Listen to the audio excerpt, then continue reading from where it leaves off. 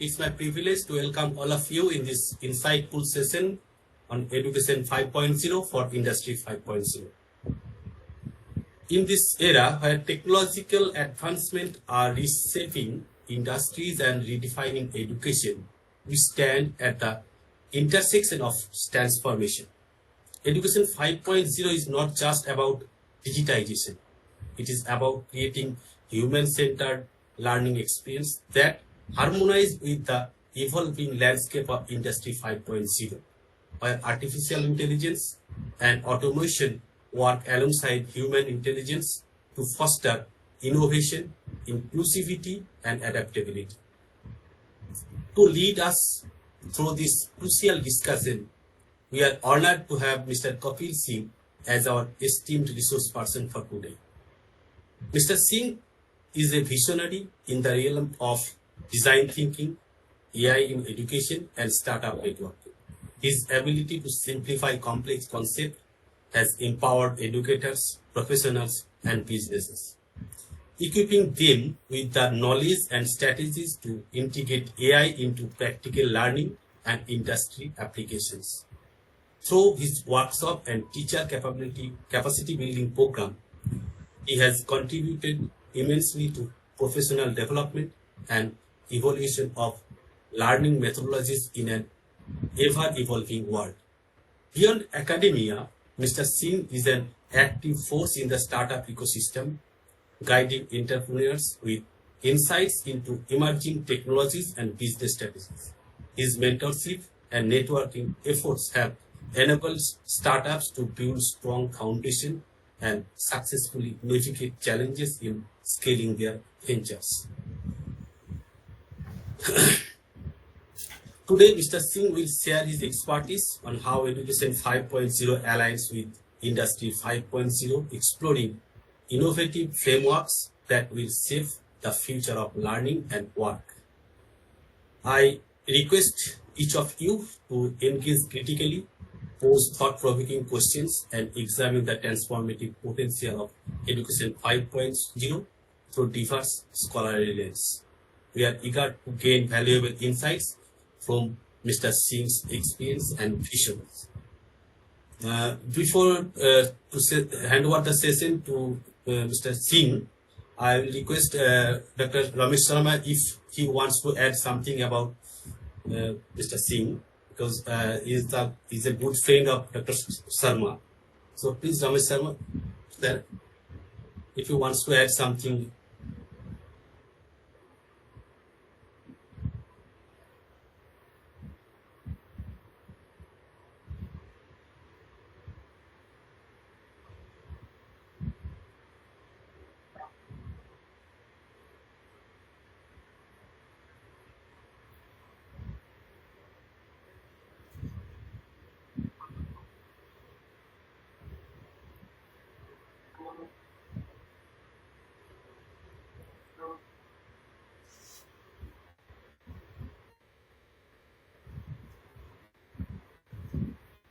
Thank you, sir. Our today's presentation will be about 40 minutes. Kapil sir will present his concept, and then we will discuss about 20 to 25 minutes to 30 minutes deep engagement. So I welcome Mr. Kapil Singh. Sir, please hand it over to you. Dr. Yes, Mrityunjay, before Dr. Kapil starts, I would like to, on my behalf, welcome all of you. We have few new members, which they were not earlier there. Like we could see Dr. Shamsher Singh, Dr. Maninder Singh, Karthik Maji, and we have and few others. And we have few other colleagues like Nirmala ji, Professor Sudesh Mukhopadhyay, who has joined after many few webinars we missed. So on behalf of ETMA, I welcome all of you and special welcome to Dr. Kapil. Thank you. Thank you. Kapil ji, please. Thank you. Thank you, Mrityunjay sir, and thank you, Ramesh sir. Can everyone hear me loud and clear, please? Yeah. Okay, lovely. And can everyone see my screen? Yeah. Okay, thank you. So we will keep this. But we want to see you if you can unmute the video for a little? I'll try and switch on the video when I'm not sharing my screen. I'm using my Wi-Fi, but it has been erratic this morning, so just don't want to take a risk. And my system sometimes just hangs up because of this mute fine. window. It's okay. So yeah, I normally like to keep my video on, but unfortunately, just being careful, not to disrupt the entire flow. So just a quick word about me, and Ramesh sir and Mrityunjay sir were very gracious, and Ramesh sir is, of course, Ramesh sir treats me very warmly like a friend, but Ramesh sir is more of a mentor and a guiding figure for me, and I've known him for more than 6 years, so really appreciate his mentorship, guidance, and a lot of work that I have done has been an outcome of positive influence and interactions I've had with him. So thank you once again, Ramesh sir, for all the encouragement. So just a quick word about me, just a quick summary. So I'm a Microsoft certified professional. I do work in industry, but I have a lot of personal interest in education. So I do these workshops and webinars all the time where I'm trying to talk about how AI, artificial intelligence, machine learning, and all things about technology really intersect with education. And then I kind of bring in an element of, how I see the world, how it's changing with technology, and what really we need to do as educators and teachers to embrace that change. I have to say that I'm someone, just because I've been mentored by some very deeply profound people like Pant sir and Ramesh Sharma sir. I'm someone who's very optimistic about technology. So I am really someone who's passionate about the technology and its positive impact on things like education and healthcare. So ideologically, I would describe myself as a technologist. And that's important because, I hear this all the time. It's technology coming after my jobs. Not at all. Technology will enhance and uplift our jobs, whether we are teachers, lawyers, IT professionals, and so on and so forth. So part of my work, part of my full-time work is really around digital enablement and technology, which is to say, how do we ensure that people and organizations are digitally empowered? And I'll bring some perspectives from there as well, and let's just help think through how education, industry, and the technology changes, or how all of these are joined and mashed together. So moving on, real quick. So we talked about Industrial 4.0 all these years. So Industrial 4.0 was enabled by developments in artificial intelligence, robotics, data, cloud solutions, 3D printing. But now that is evolving, and rather that is morphing into a new paradigm that's called Industry 5.0.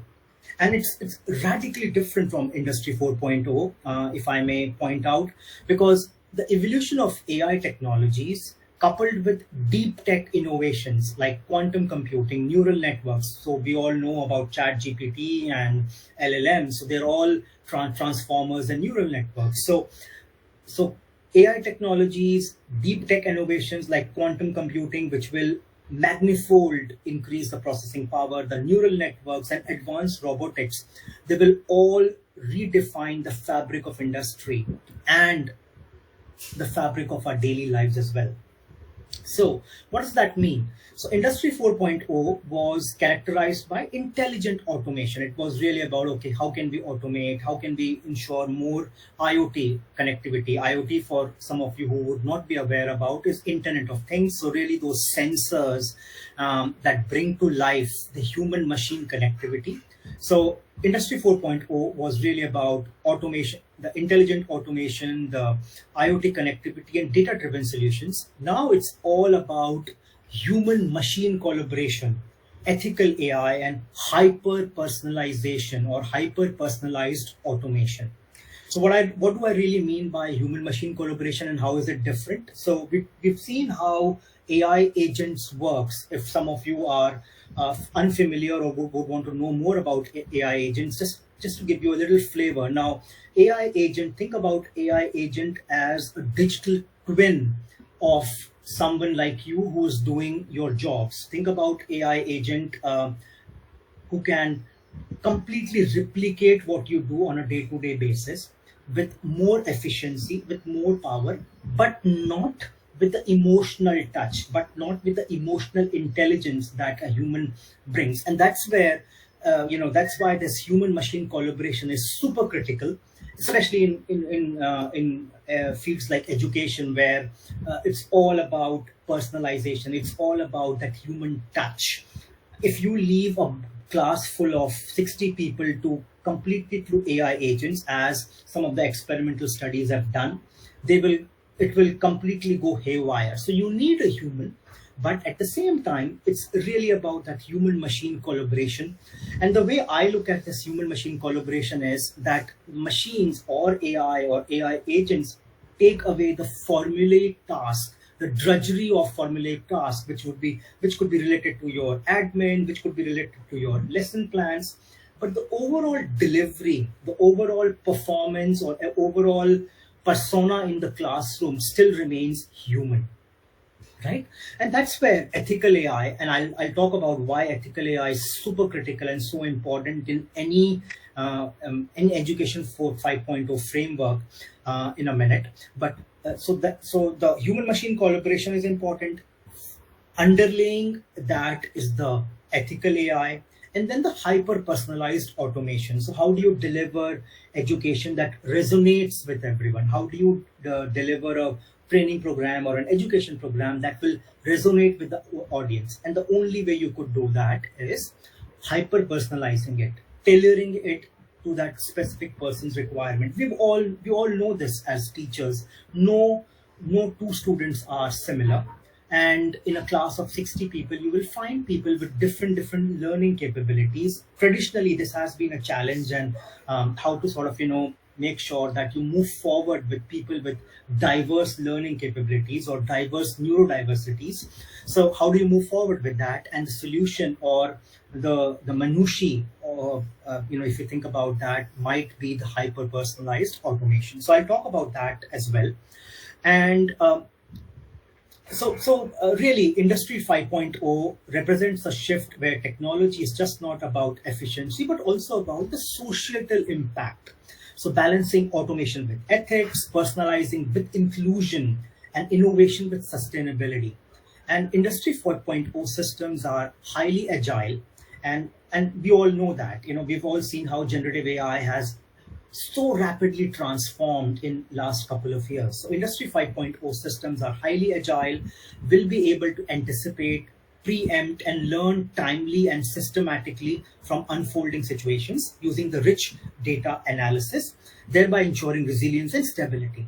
So I want to kind of hone in on and focus a little bit more on this. So we all know, if you're not aware, LLMs that power ChatGPT have been trained on trillions of terabytes of data, trillions and trillions of terabytes of data, which means that systems like LLMs or systems like ChatGPT are highly agile, and they can quickly unlearn and relearn from the unfolding situations. So there was this experiment, and I'll share some of these links, that was conducted a few months back, where they positioned humans and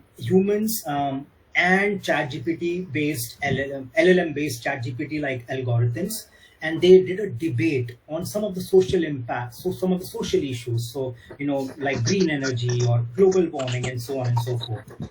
Sorry, did someone had a question? Okay, I'll take that as a no. Can everyone still hear me? We can. Yes. Okay, Yes. good. Sorry, just wanted to make sure. Sometimes, internet goes off and I can keep talking and I would not be heard. So yeah, in this experiment, so what they did was they pitched humans, and then they pitched these LLMs and machines, and they did some topics of social interest like green energy and so on and so forth. And I shared this link of this experiment, very fascinating. And what researchers found out was that the LLM algorithms were much more persuasive, or were much more influential, or were able to influence really quickly. And the reason they were much more persuasive was they were, number one, able to tailor arguments as per that specific person. So if they would be talking to someone who's an environmentalist, they would have a different set of arguments. If they would be talking to someone who came from corporate or industry, they would have completely different set of arguments. And that was number one. They were doing hyper personalization. And number two, they were continuously reading the data streams. So they had every second, they had access to rich and evolving data. And they were reading that data, they were processing that data, they were analyzing that data, and accordingly shaping their narratives and arguments. Incredibly powerful. Think about this, incredibly powerful. A chatbot that can win hands down on a debate with very little human persona thrown into it, completely machine.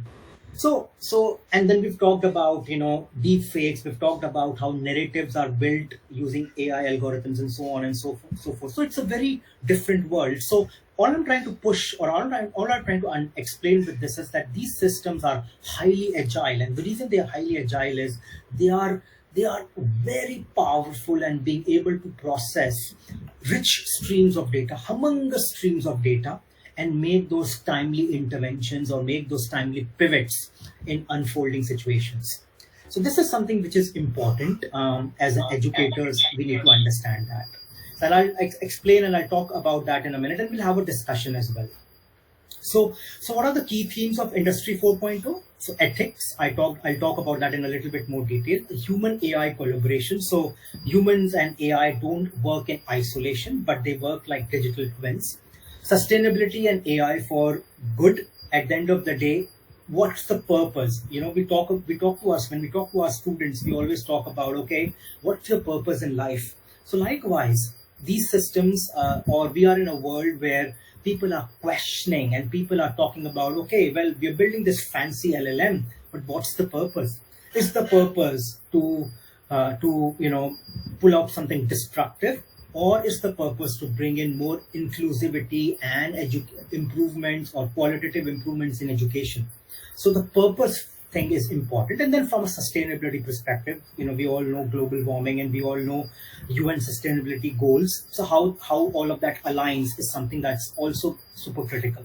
Quantum computing, next generation AI. So we're already talking about AI agents, which is like, think about this. You have a 50 people team completely dominated by AI agents who can do all of your back-end work and run your school and college. Incredibly powerful.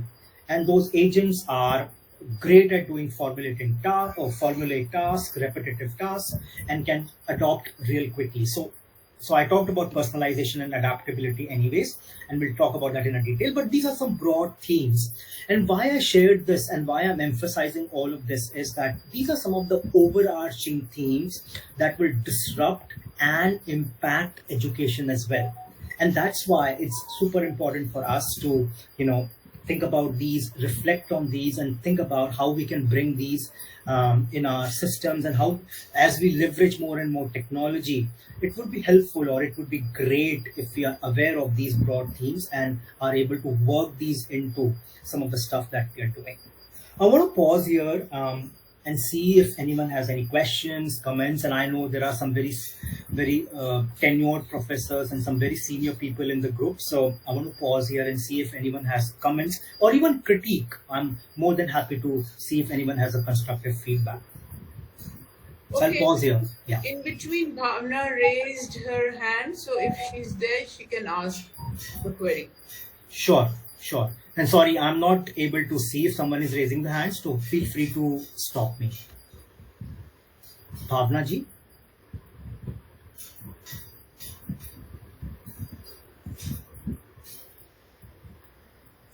I'm sorry, sir, it was by mistake. Oh, no problem. Anyone has a question, comment, or just any reflection from your jobs or from your daily life? I want to make it a little bit more interactive so that we can all take away a few things here.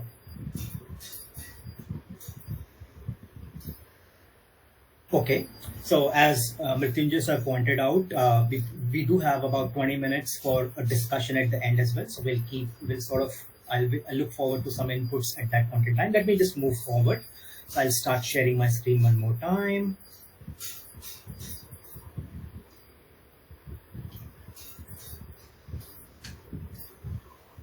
Share screen.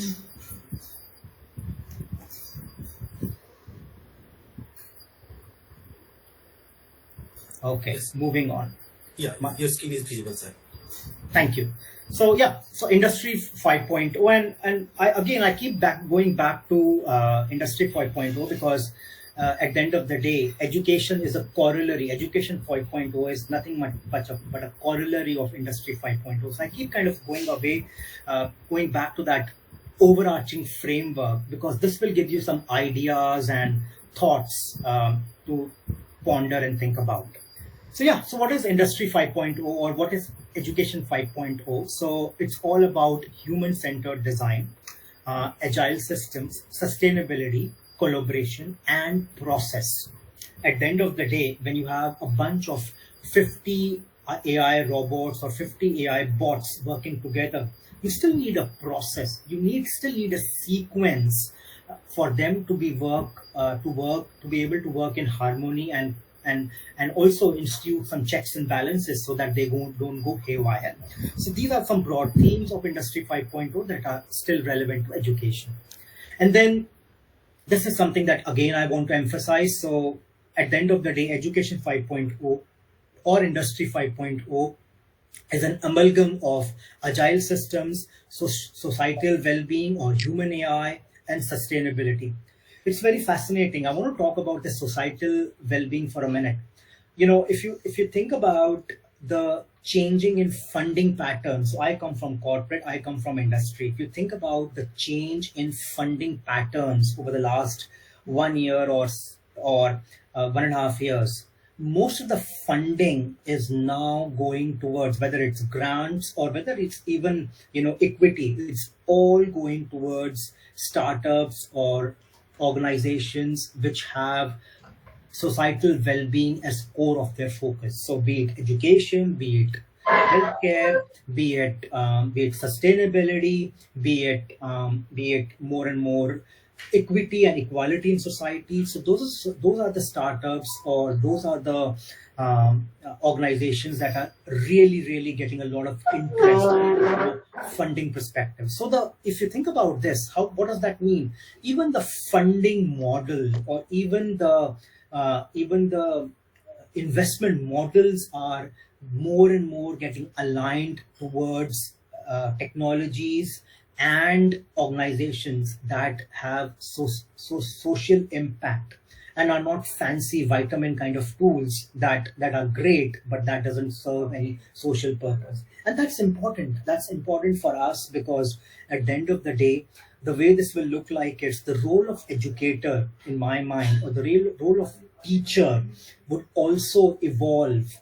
And they probably, in my head, a teacher or an educator in coming years would not just be working in their own swim lanes in academia, but they would be smart teachers or people who are agile would be very actively also building systems, also building technologies, or also will be at the vanguard of building those technologies that create more and more social impact. So I see a role of teacher evolving from just someone who's delivering the curriculum or delivering the subject to more of a facilitator, curator, and even technology influencer and builder. And that's a paradigm shift. That's a massive shift that will impact all of us, but that would also throw up a lot of opportunities for all of us. And that's why I kind of wanted to bring that up. So ethical framework, I'll kind of discuss that in a little bit more detail towards the end of the presentation, but let me just switch gears and talk about something that's becoming really critical as we sort of develop in the age of, as we sort of move forward in the age of generative AI. So I want to touch this subject because this is super critical for us as teachers and educators to understand. Human agency in the world of automation. Is someone in the group aware what this term means, the human agency? Or human autonomy? I mean, I can make it a little bit more simpler. Human autonomy or human agency. Does someone want to reflect or talk about this for a minute?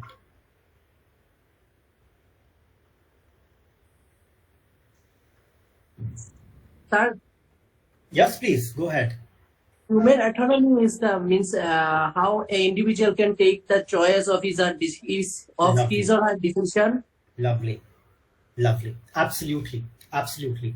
So human agency or human autonomy are, I mean, they're not exactly used interchangeably, but what they essentially mean is ability of human beings to think independently and without any undue influence.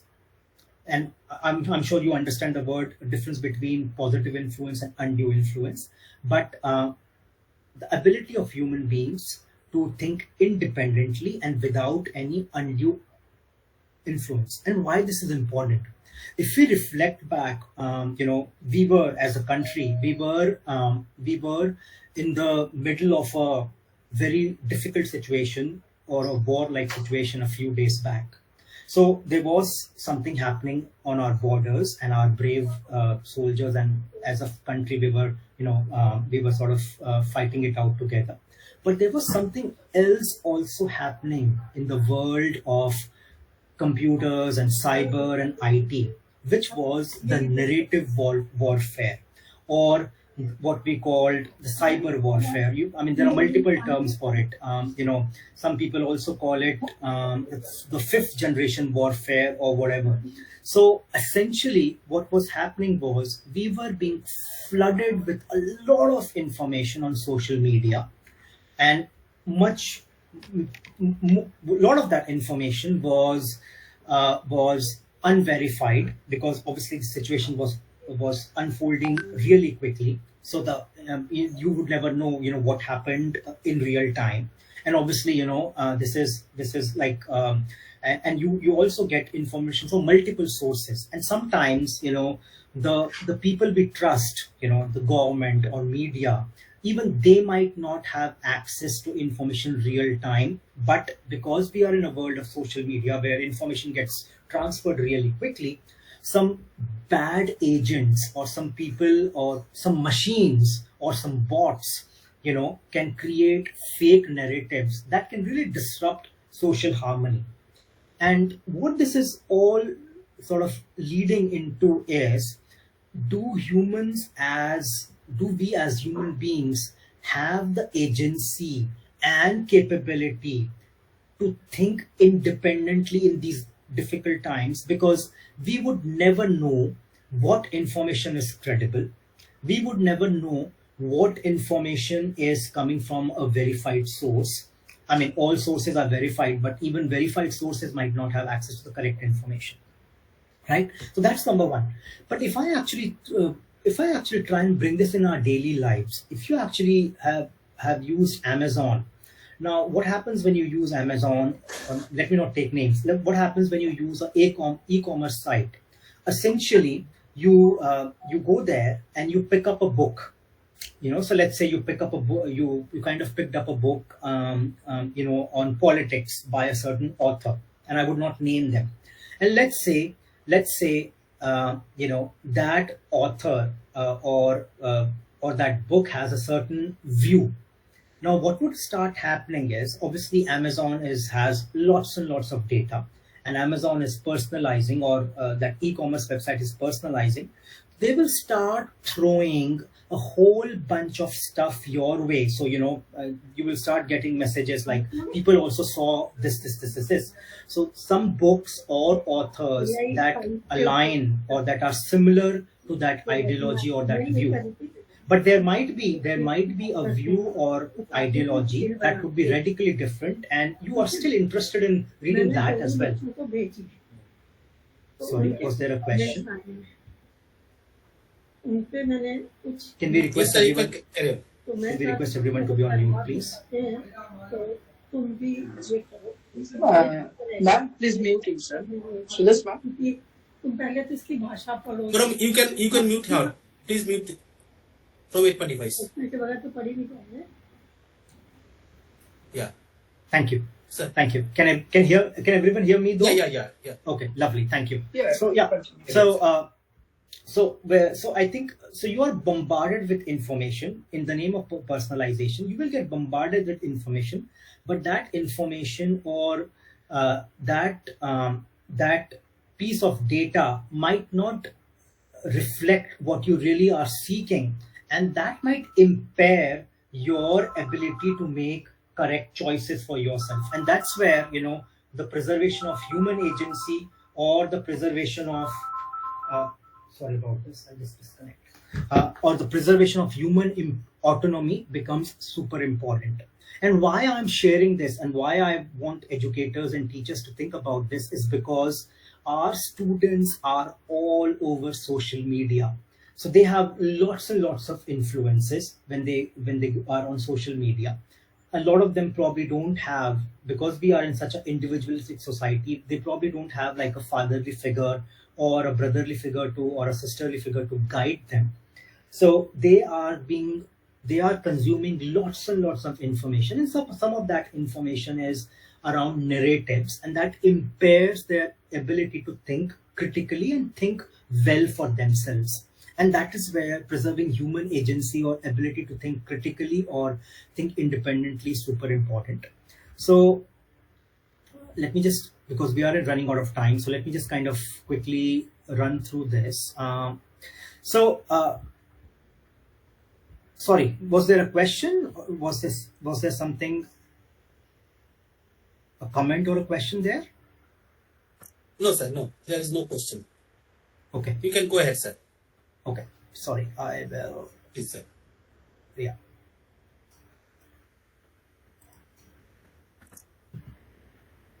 Sorry, I think I lost track of my presentation. Yeah. Okay, so that was one. And then I think I also want to kind of take a step back and just talk about the future of work and skills that are needed. So let me just see if I can play a little video, and then we will have this discussion, and then I'll sort of, wrap this up. So let me just play with sound.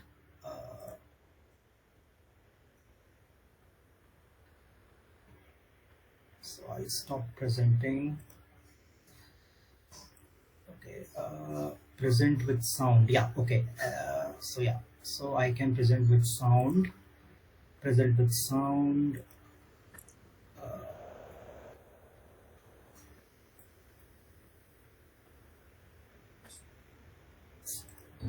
Generative AI. It sounds. Can everyone hear this? Yeah. Okay, so I'll just play this video. And of course, I'll share links of some of these videos, but let's just quickly think about it. Scary, right? It's this fancy tech that can write poems, compose music, and even create art. Basically, it can do things we thought only humans could do, and it's getting better every day. This isn't some sci-fi movie where robots take over the world. Although, let's be honest, that's always a possibility. But it is changing the world of work as we know it. Remember the Industrial Revolution? Yeah, this is kind of like that, but instead of machines replacing our muscles, AI is coming for our brains. The big question is, are you ready?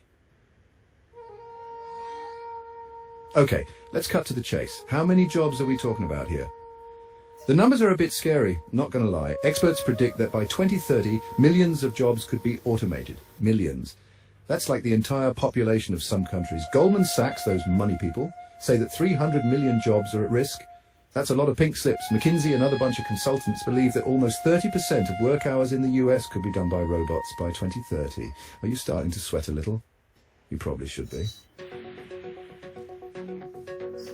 So, who's going to bear the brunt of this AI revolution? It's a question that's on everyone's mind these days.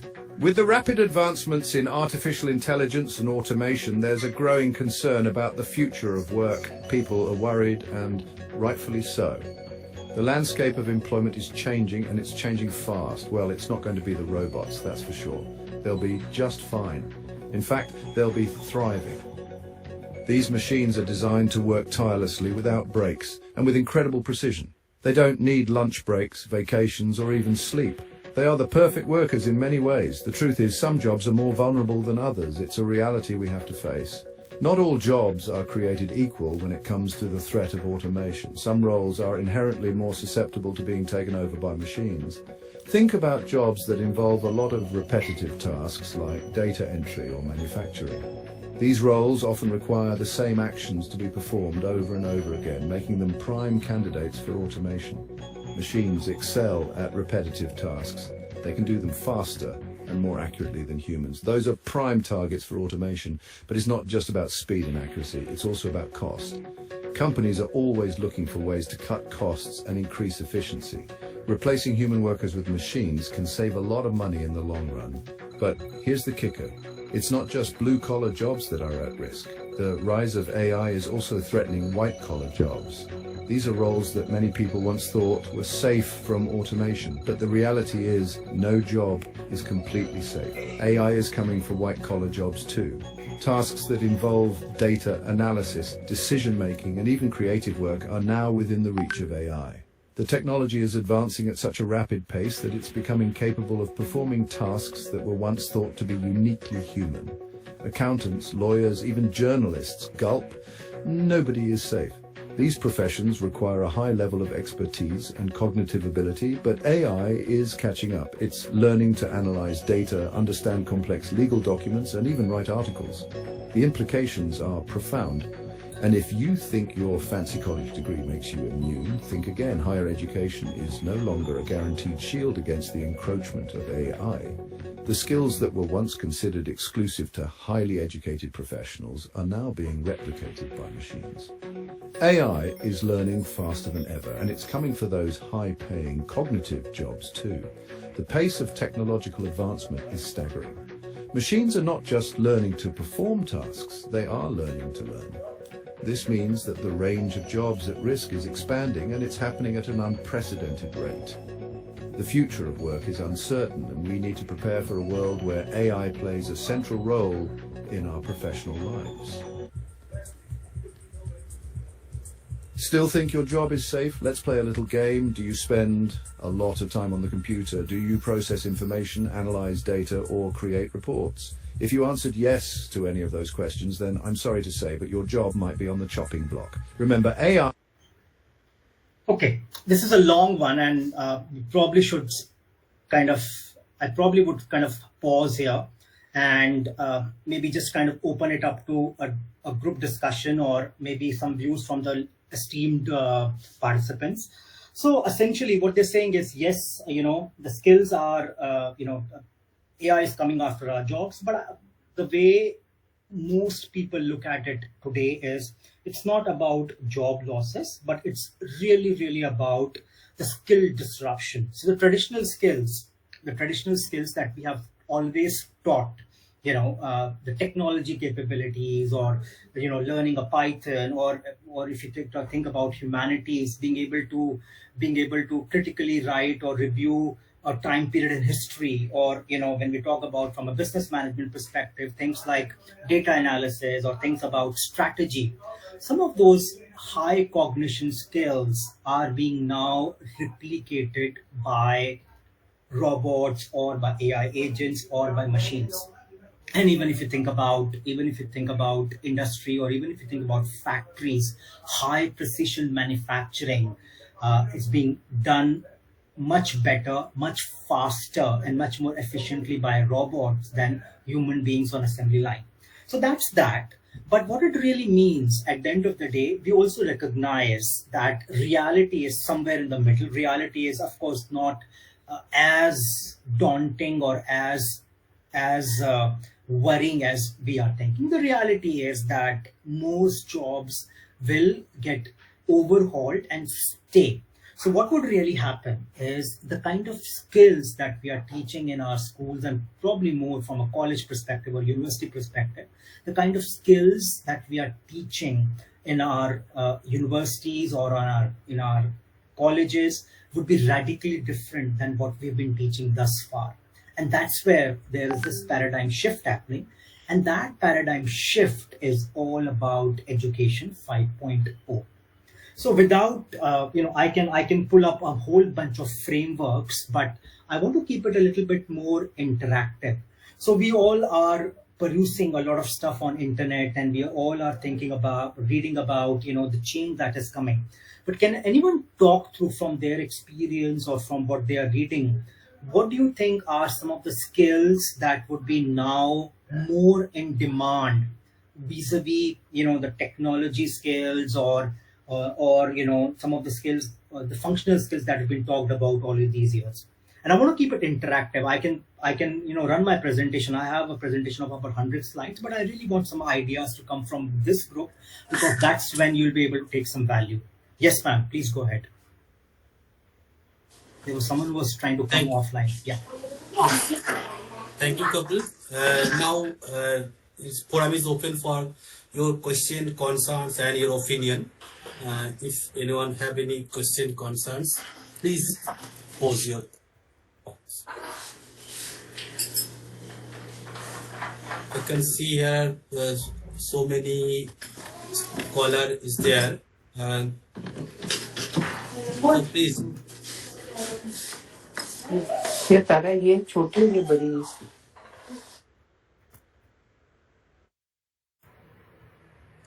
Dr. Indu, you have something to say?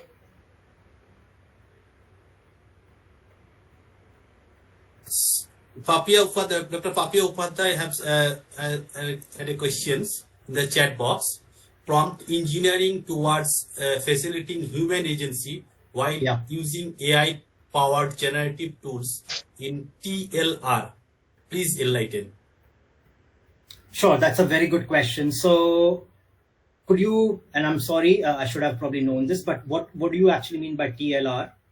Sir, this is teaching, learning, research. Research. Oh, lovely. Okay, so this is a very fascinating question and a great topic to talk about. And let me just actually demonstrate this by an example or by a chatbot that I have created. So let me just actually share my screen and show this to you. So, sorry, let me just share my screen, because seeing is more believing. So let me just share my screen and show this to you. Share. Prompt engineering. Okay. So let me know when you can see my screen. Can everyone see my screen? Yes, sir. Yes. Okay, lovely. So this is a chatbot that I created on Meta AI Studio.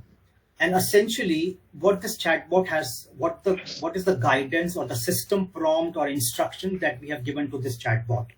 What we have told this chatbot is that there are some topics that are off limits.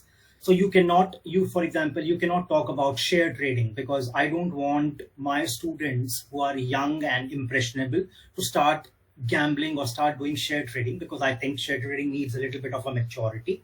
So, or, don't talk about cryptocurrency. So some of these things which I feel my students should not be able to access information on, or when people ask some of those questions, I want to steer them to a different sort of a direction altogether.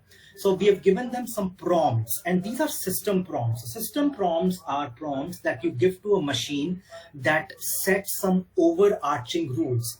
So these system prompts actually preempt any negative effects or any negative content that might come from some of the more harmful prompts that our students might be using.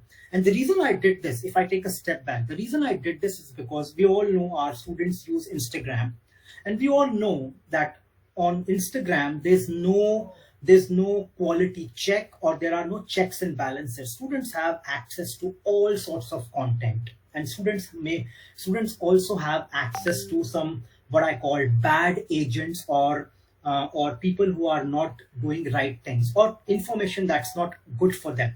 So for example, think about gambling, think about cryptocurrency, think about stock market trading. Now, to someone who is mature or someone who has experience of stock market, by all means, they can do stock market trading. But someone who is an 18-year-old student and is just willing to make some quick money, I don't want my student to go into cryptocurrency or stock market trading. So even when they prompt about this, what this does is, this will not. So for example, if a student prompts, can you advise me on cryptocurrency? Immediately it says, well, I'm not positioned to advise you on cryptocurrency, but I can give you a guidance on broader topic of personal growth or managing finance from a personal growth perspective. So what is happening here is, we are shaping the flow of information in a way that's not harmful to the student. And in a way, if you think about human agency or human ability to think critically, we are trying to steer that in the proper direction without saying, I mean, if you know, let me just type this. So guide me. So let's say guide me on career growth. So what this does is, it will actually spit some answers, and this will give you step-by-step answers, and it will also give you a post from Instagram. So essentially, students are still not leaving Instagram. Students are still in the Instagram. So because students are much more comfortable, today's young generation is much more comfortable with Instagram. So they want to see all of these graphics. But because we have given this bot a system prompt, it will only pull out posts that are positive, that don't have any harmful content, that steers them in the right direction, that takes them to the right path. So it's kind of filling that gap or role of a brother, sister, or a fatherly figure that some of our students nowadays are missing. Someone they can trust, someone who will actually guide them in a right direction. So even right now, if I was, let's say, prompting you, hello uncle, you are great with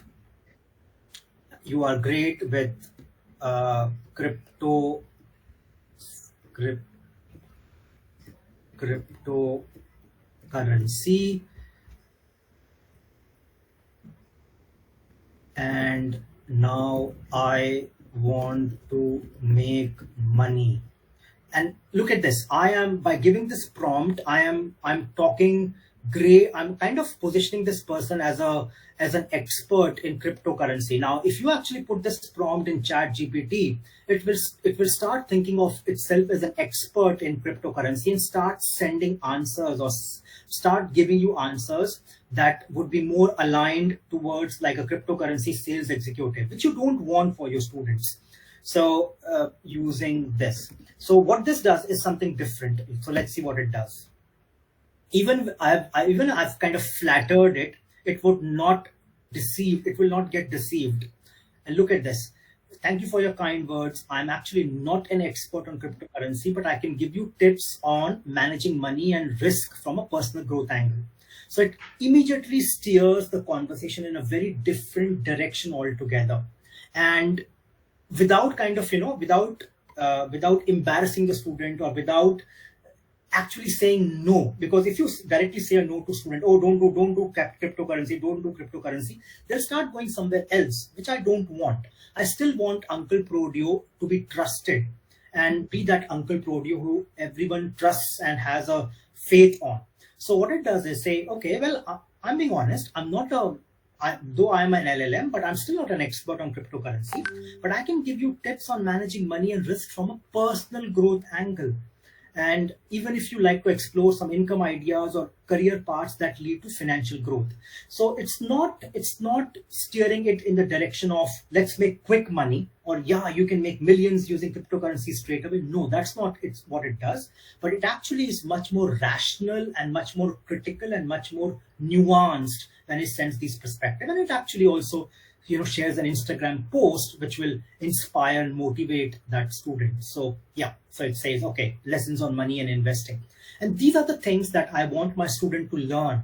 These are some of the basics, or these are some of the first principles on money and investing that I want my student to learn, and not immediately jump to cryptocurrency or stock trading and so on and so forth. Does that make sense? And does that answer your question? Thank you, sir. Thank you so much. It is very well explained by Kapil, but just for information to colleagues, Papia and Pyle, who asked this question, just 15 days back, Dr. Bidhan, he gave a webinar on this subject, prompt engineering. and Bidhan is here. I can see him in this group. So just sharing an information with all of you. Yes, so prompt engineering, because you're talking about, if I can add my comment, so prompt engineering is great. And essentially, prompt engineering is talking to the computers and giving it explicit instructions. But the difficulty when you're using prompt engineering on bots like general bots like ChatGPT or Gemini or anything else is that still, with the best will in the world, even if people are trained very well on prompt engineering, number one, the chatbot can give wrong answers, and that's happening all this while. So there was a book list that was published on famous websites in US, but people realized that all the books on that book list never existed. I'll share that link as well. So there's this famous news story. So there's this thing about AI hallucinating, or AI making up things, or AI giving wrong information. That's one challenge. And even with best will in the world on prompt engineering, even if you give very good prompts to ChatGPT, because there's so much information, ChatGPT would sometimes not give the kind of answers that you would want to be given to a 18-year-old child. So for example, as I was showing, if the child was giving this prompt that, hey ChatGPT, you are an expert in cryptocurrency, and I want to make lots and lots of money in cryptocurrency, and if you give me a detailed plan of making money on cryptocurrency, using cryptocurrency, the chatbot would straight away give that child, because the child has been smart enough and they have given very good prompt, the chatbot will give them a detailed plan on cryptocurrency. Look, this is how you can make money, and so on and so forth. But you actually don't want that. You actually don't want that, because that's where the human agency comes. Is an 18-year-old child right in the right place to make a independent, autonomous decision on cryptocurrency? No. The answer is no. And that's where, as teachers, we need to institutionalize some checks and balances. That's where, as teachers, we need to think about some systems that ensure that students are ushered in the right direction. So prompt engineering is good, and there's a lot of material on prompt engineering. I'm sure Ramesh Sharma sir will share that, or Mrityunjay sir will share that. But at the end of the day, our role as teachers is much bigger than that. And that's why I touched this topic of human agency and human autonomy, because that's the core of Education 5.0. Being able to encourage students to develop critical thinking faculties, being able to encourage students to do rational thinking, being able to encourage students to look at all the sides of argument or narrative and be independent when they think about it. That's where teachers have a unique responsibility, I would say, of ensuring that students are ushered in the right direction. I want to take up this question. So this is very important. How to identify unverified content presented by AI tools. So this is a very good question. So yes, AI is making a lot of mistakes, and the easiest way to verify, to actually, look at unverified content is just go back to plain school Google search. Don't take AI generated content at its face value. Just go back to the old school Google search. Just look at what that content is referring. So for example, if I were to take that example of that book summer reading list that got published, so it had some authors, it had some books, and what people did was they Googled on those authors, they Googled on those books, and they realized that those books were not there on Amazon, or not there on Goodreads or any of those websites. And when they looked at authors, they also Googled at those authors. So for example, if XYZ author was having a book on critical thinking, so when they looked at that author and tried to figure out, did that author had a body of work on critical thinking, they realized there was no such body of work at all. So obviously, just go back to Google and see if all of that information passes that smell test of authenticity or credibility. And if you just go back to the Google search, you will be able to do that. Of course, there are much more sophisticated tools available. So there are a lot of tools available on internet, and I don't want to recommend one tool versus other. But at the end of the day, going back to that old-fashioned Google search or Bing search or that search engine search, I think is the easiest antidote or easiest vaccine against false content or deep fakes or so on and so forth. Kapil, there are just two more questions. So if you can respond. Sure. Nirmala Thakur, she has asked that how a science or a social studies teacher can use AI in enriching teaching. And Piali has said, can we apply all these in school education? So more or less the same nature of question. Yes, so absolutely. So at the end of the day, whatever I've spoken about today is it really boils down to ethical frameworks and the ability for students to think critically and independently. So that's the bottom line. And I'm sure there's a lot of material, and I'll post some links to Mrityunjay sir as well, because this is a webinar topic in itself.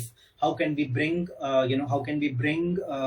or what are some of the use cases specifically in school education? But I think for me, the most important thing that we can do as teachers is whatever is the subject that we are teaching, it's not about that subject as rote learning or mugging that subject. It's really about that ability to think critically. And how would they have ability to think critically? It's all about those heuristics or pedagogical interventions. And for that, you can always go to ChatGPT. So you could always go to ChatGPT and write a prompt that I want to teach my students to think critically, let's say in history, or judge a historical event critically. How do I do that? What's the framework for that? And ChatGPT obviously gives you a very detailed framework. So use ChatGPT to enhance the quality of teaching delivery. And at the same time, the purpose, remember I talked about purpose in the beginning of the session. What's the purpose of when you're taking that class? The purpose, if I could just draw a bottom line there, is for the students to be able to think independently and critically, whatever the subject might be. And that's where, as a teacher, you could always go back to ChatGPT. You could always look at multiple views and perspectives using ChatGPT and bring those in the classroom. That's like a short overview. There's much more nuance to it, and that can be a session in itself, but hopefully that answers the question. Okay, there's another one by Bernali. Bernali, would you like to ask that question? Yeah, sure. Yeah. Ask the question yourself. Thank you. Thanks for giving me the opportunity to communicate with the resource person. I'm going through the presentation. It's a wonderful and an informative presentation indeed. Thank you very much.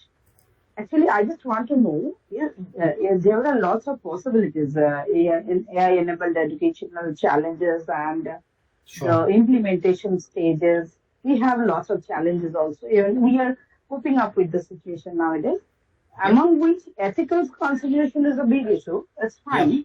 But the biasness of the information is also a big challenge. Yes. Because it is inherent, I think, it is an inherent problem of AI system. Yes. Anywhere and everywhere. Yes. You can't get rid of this matter. But one thing, could we address this problem or reduce this problem with the help of domain-specific knowledge organization? What is your opinion, or what are the possibilities in between all these things? Because we all are using control vocabulary, ontology, and lots of things, taxonomic classification. So, and then building AI mechanism, isn't it? So, what are the possibilities of in domain-specific knowledge organization in implementation stage, where we are giving the service?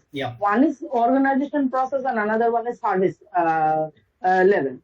But until and unless having a good organizational mechanism or procedure, how it would be possible to serve in a better way or without any biasness by AI? So what is your perspective on this domain-specific knowledge organization procedure in implementing AI-enabled education? in Yes. higher institutions? Yes, so absolutely. So this is a very good question, and I'll give you a broad overarching framework, and then you can take away that framework and try and apply that in your subject or in your situation. So if you think about biases, why do biases happen? At the end of the day, remember, it's garbage in, garbage out.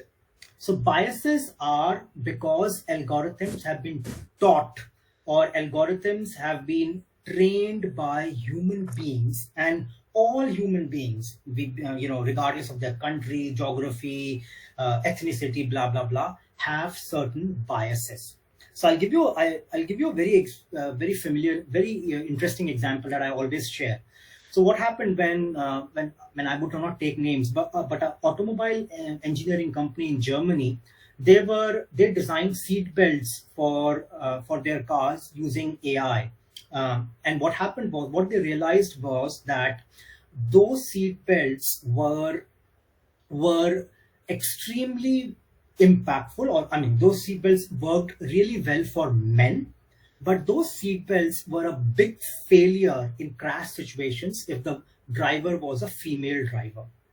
And it turned out, so when they did the root cause analysis and when they figured out, okay, where did the algorithm go wrong and why did that happen, they figured out that the people who designed that system, or people who designed that algorithm, in that room, they were all males.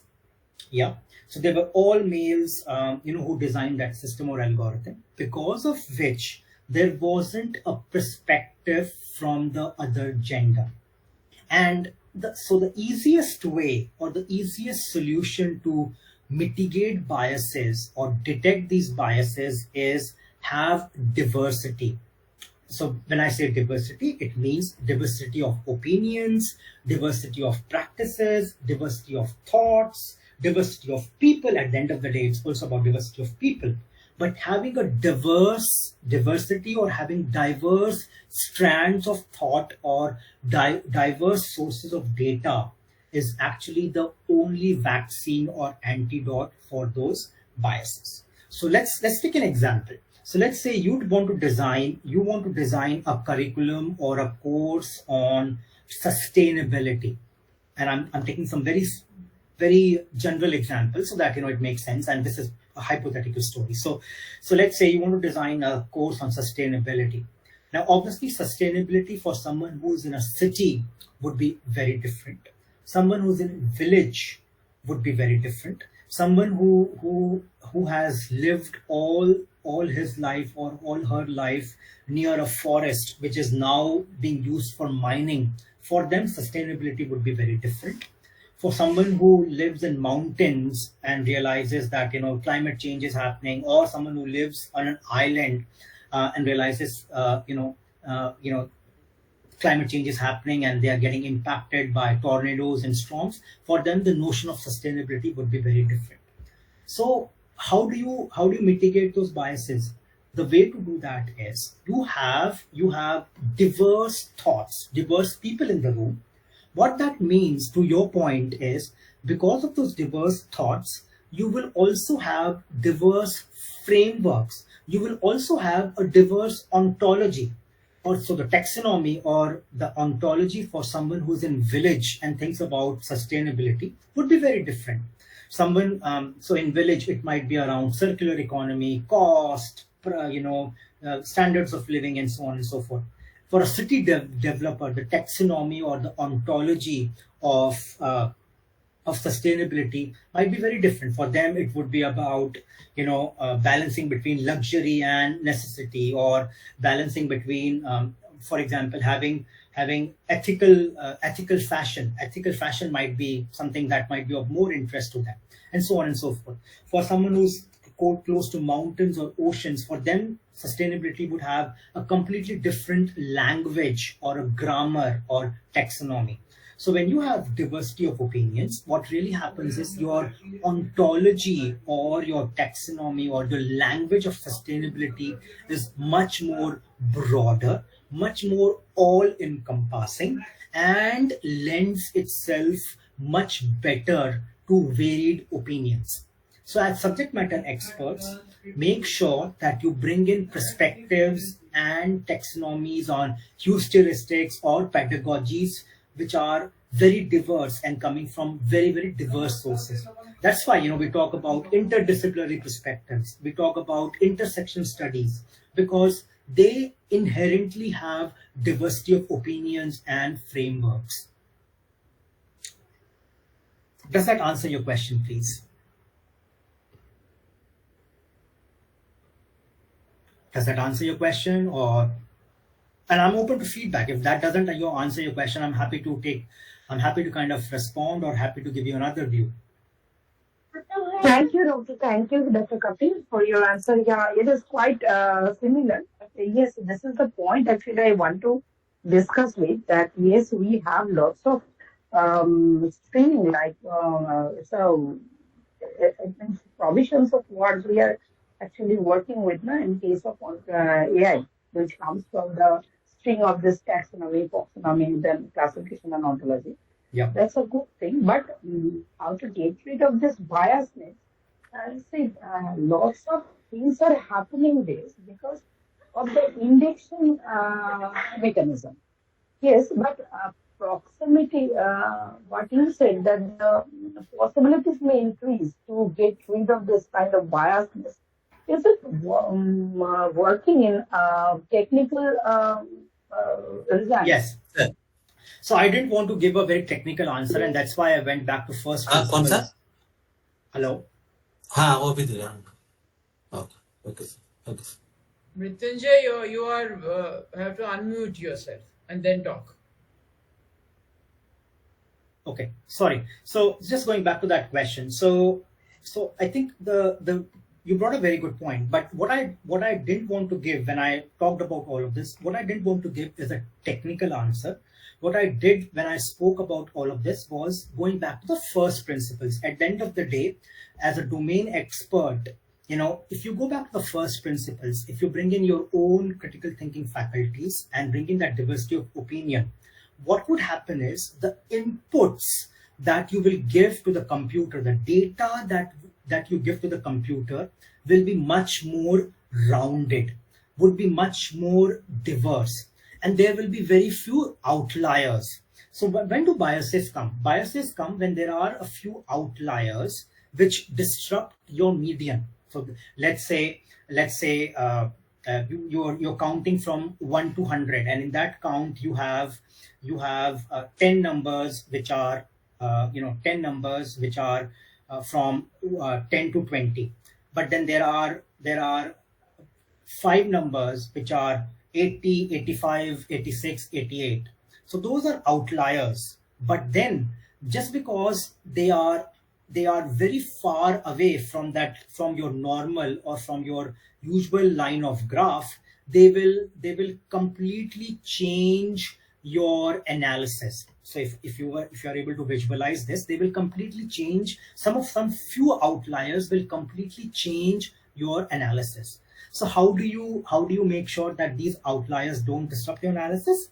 The answer is there is safety in numbers, and then there is safety in diversity of numbers. So bring more and more numbers, bring more and more data that is diverse and representative of the scenario on ground. So for example, if I go back to the sustainability example, bring more data from village settings, bring more perspectives from village settings, because those are the people who who are more in our economy. Then in our cities, our cities are growing, but still cities are still what, 30% or 40% or 50%. A majority of our population still lives in villages. So bring those perspectives. So be representative, get more and more data. There's always a safety in numbers, and then use that data for your analysis. So that way you will have far less outliers. You will have far less perspectives which are biased, and so on and so forth. So if I go back to that car example, if that team of engineers who designed that car belt had, let's say, had 50% female engineers, and then 50% engineers who were from different parts of the world than just Germany, the results would have been far better and far more representative and with less and less biases. So at the end of the day, data and quality of data, the diversity of data, the number of good quality data is your vaccine against biases.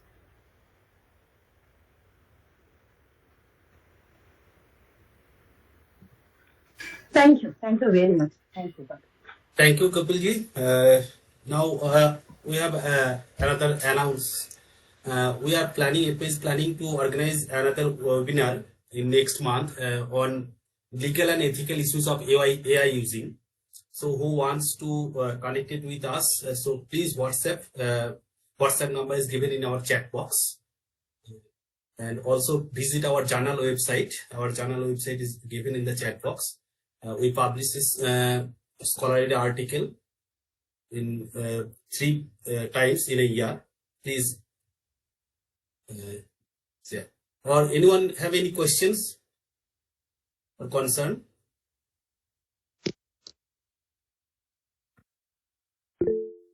Yes, Sarmaji. Yes. I thank you, sir, for your informative talk. I just want to listen to a comparative explanation of AI and HI, human intelligence and artificial intelligence, AI versus HI.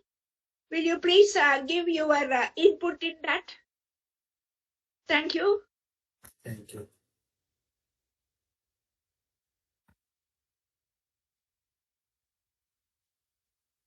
Kapilji, are you there?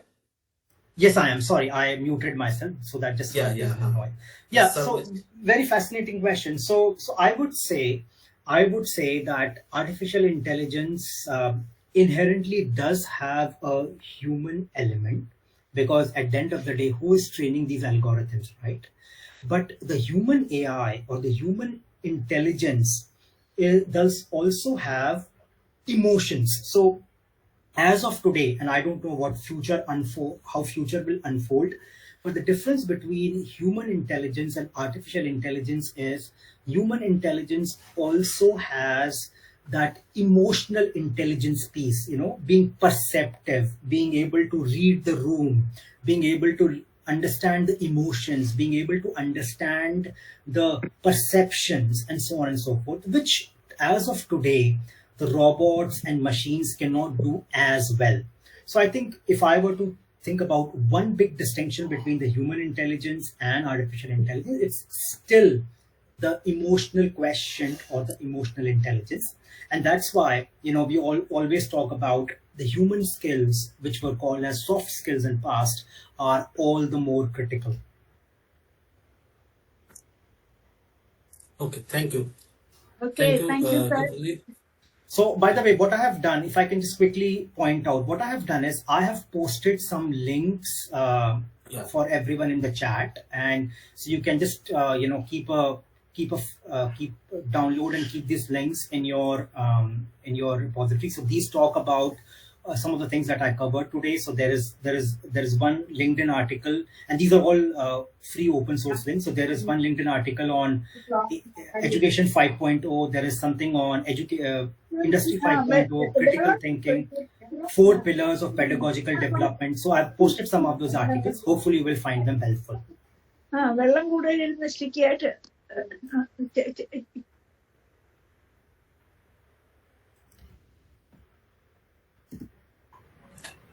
Sorry. Okay. We are at the end of this webinar. So I request Professor Mukhopadhyay if he wants to share his thought regarding this Education 5.0 because our ETMA's next publication, Education 5.0 for Peace and Harmony, is on the line.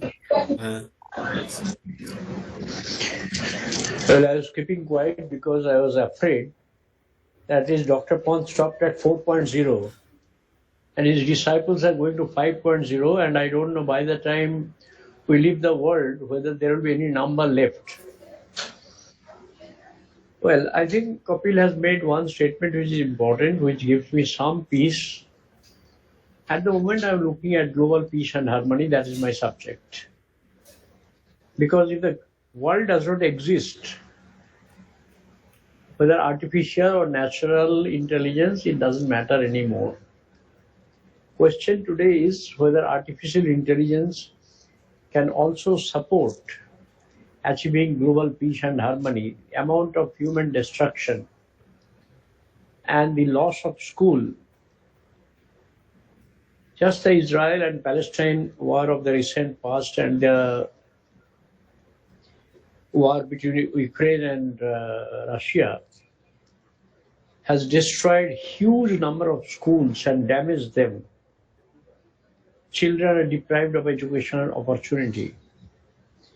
So why I'm not talking at AI at the moment is because I'm preoccupied with those kind of things, how to achieve peace.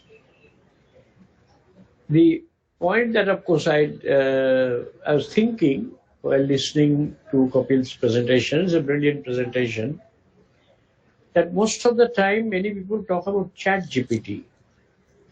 Is there any reason why only chat GPT is spoken? For example, I prefer to use Perplexity. I use Copilot, Perplexity, chat GPT, Gemini. And many times I try what we learned in research called triangulation. Ask the same question to different AI platforms. And then I see the answer and find out which AI platform is more knowledgeable. I have no hesitation to say that Perplexity does a much better job than most others. I don't know, maybe Ramesh was the person to initiate me in this field. So someday I'll ask him why Perplexity is more competent. For example, every reference it gives, none of them are wrong. But ChatGPT is very creative. It creates references which does not exist at all. So that creativity is dangerous for researchers. Yeah. Anyway, I think AI has come, it is here, it will stay. And my last statement, since many of you are researchers, now that I've retired and I don't have any organizational background to get a research assistant, I've been trying to use AI as my research assistant. And what I did was, I thought over what was my research assistant doing to help me. So a kind of a role analysis, which we the management people are very fond of doing. Now then I checked whether these roles AI can do. And I found AI not only does it, it does it much faster. If I ask my students to give me a small note on what kind of research has been done on this subject, don't have to review, but just give me a glimpse of it so that I can go myself. It will take a couple of days. If I ask either Perplexity or Chat,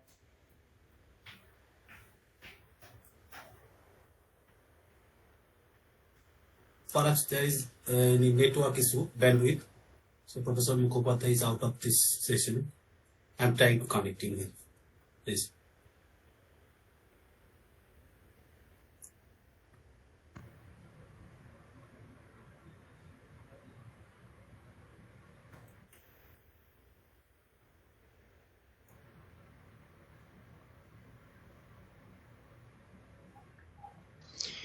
if I ask the same question to my chat GPT or Perplexity, they give it in seconds or minutes. So one of the things that I found with them is they can work very well as a research assistant, and fortunately it's free of cost. I don't have to pay them any salary. So I think there's a lot more things to be done, but I think what is important for most of us to understand, Kapil is an expert, Ramesh is an expert, how to chat with a AI platform is a very serious kind of a skill. Otherwise, just asking question, many times I continue to chat because I don't have any friend around, so kiske saath chat kare, so I chat with them. and it goes till the time they say your time is over. Fine. Sometimes I put in information which I know it is wrong. Then they will say, sorry, your information is wrong. This information is correct. I challenge them. But anyway, my point is we need to understand what is the skill involved in using an AI platform. How to chat with AI, thinking that an invisible human being is sitting just across the table. Well, I'll not extend it further. I'll stop here. I'm regularly using AI as my research assistant, and it's a very good boy or a girl whom I've never seen whether he or she is beautiful, handsome or not, but good worker and free of charge. Thank you. Thank you, sir. Thank you so much. So the session over to Madhu ma'am. Okay, so first of all, I would like to thank Kapil for his most interesting presentation and taking us through Education 4.0, 5.0 and Industry 5.0. I'm sure after maybe a month or so, we will have either Kapil or someone else who will talk to us on Education 6.0. And because, as everyone said, technology is changing so fast and we don't know how we are going to cope that with it. So thank you so much, Kapil, for your presentation. And just to remind everyone, on 7th of June, we will have our next webinar. ETMA will be organizing. The webinar will be by Professor S.P. Malhotra. The topic or the theme will be Doctoral Research and Beyond, a framework for continued academic contribution. So I request all my colleagues who are attending this webinar to circulate this information to their colleagues as well as to your research scholars so that we have more and more participants for this webinar. Thank you so much. It was so nice to see some of our old colleagues like Nirmala, Papia, Bernali, and so on. And Professor Sahu, thank you so much. And see you again on 7th of June. Thank you, ma'am. Thank you. Another thing, if any, please send your opinion in our WhatsApp. WhatsApp number is given in chat box. So then we can circulate our next webinar or anything our related our ETMAs. Please share your WhatsApp number. Thank you. Thank you so much. Thank you all. Thank you, Kapilji. No problem. Thank you, everyone. Thank you. Thank you, ma'am. Jeez.